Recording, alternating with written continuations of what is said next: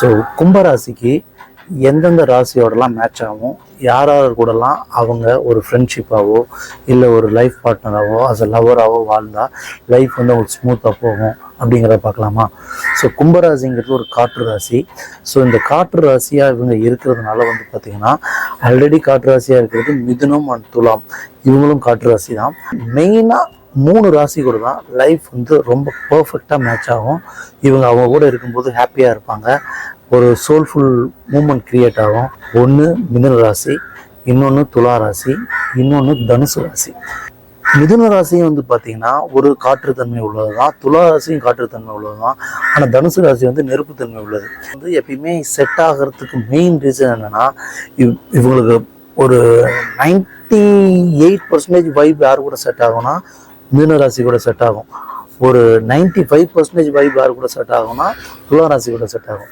ஒரு 90% வைப் யார் கூட செட் ஆகும்னா தனுசு ராசி கூட செட் ஆகும். மெயின் ரீசன் பார்த்தீங்கன்னா, இந்த மிதுன ராசியும் வந்து கும்பராசி மாதிரி எப்பயுமே லைஃப்பை வந்து ஒரு பாசிட்டிவாக எனர்ஜெட்டிக்காக ஹாப்பியோட வாழணும்னு நினைப்பாங்க. அதே மாதிரி அவங்க கூட இருக்கவங்கள்ட்ட எல்லா விஷயங்களும் ஷேர் பண்ணிப்பாங்க. மெயினாக கும்பராசியோட பழகிற நபர் வந்து மெயினாக எதிர்பார்ப்பாங்க என்னென்னா, அவங்க கூட பழகிறவங்க ட்ரூத்ஃபுல்லாக இருக்காங்களா, எல்லாத்தையும் சொல்கிறாங்களா, எல்லா விஷயங்களையும் ஷேர் பண்ணிக்கிறாங்களா அப்படிங்கிற விஷயத்தையும் எதிர்பார்ப்பாங்க. இதில் வந்து பார்த்திங்கன்னா இந்த மிதுன ராசி, துலாம் அண்ட் தனுஷ் 3மே வந்து பார்த்திங்கன்னா ஆல்மோஸ்ட் எல்லாருமே வந்து எல்லா விஷயங்களையும் ஷேர் பண்ணிப்பாங்க.